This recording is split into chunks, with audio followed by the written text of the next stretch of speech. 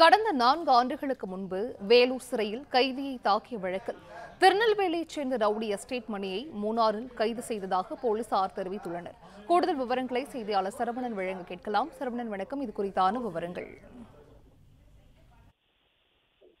சென்னையில் அடுத்தடுத்து ஒரு 3 ரவுடிகள் என்கவுண்டர் செய்யப்பட்ட சம்பவத்தை தொடர்ந்து சென்னையில் வழக்கில் தலைமறைவாக இருக்கக்கூடிய ரவுடிகளை தீவிரமாக போலீசார் தேடி கைது செய்து வரக்கூடியது போல மற்ற மாவட்டங்களிலும் இதுபோன்று தலைமறைவாக இருக்கக்கூடிய ரவுடிகளை கைது செய்யும் நடவடிக்கையில காவல்துறையினர் ஈடுபட்டிருக்கிறார்கள். அதன்படி நெல்லையைச் சேர்ந்த பிரபல ரவுடி எஸ்டேட் மணி இவரை துப்பாக்கி முனையில் மூணாறு பகுதியில வைத்து கைது செய்திருக்கிறார்கள்.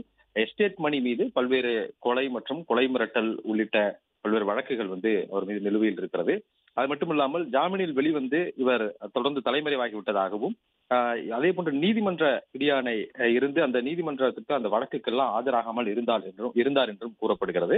கடந்த 4 ஆண்டுகளுக்கு முன்பு ரவுடி எஸ்டேட் மணி வேலூர் மத்திய சிறையில் இருந்தபோது கைதிகளுக்கு இடையே மோதல் ஏற்பட்டது. அந்த வழக்கில் தலைமறைவாக இருந்தார். அந்த வழக்கும் தொடர்ந்து தேடி வந்த நிலையில ரவுடிகள் ஒழிப்பு பிரிவு போலீசார் துப்பாக்கி முனையில் மூணாறு பகுதியில் வைத்து இவரை கைது செய்து ரகசிய இடத்தில் வைத்து தற்போது விசாரணை மேற்கொண்டு வருகின்றனர்.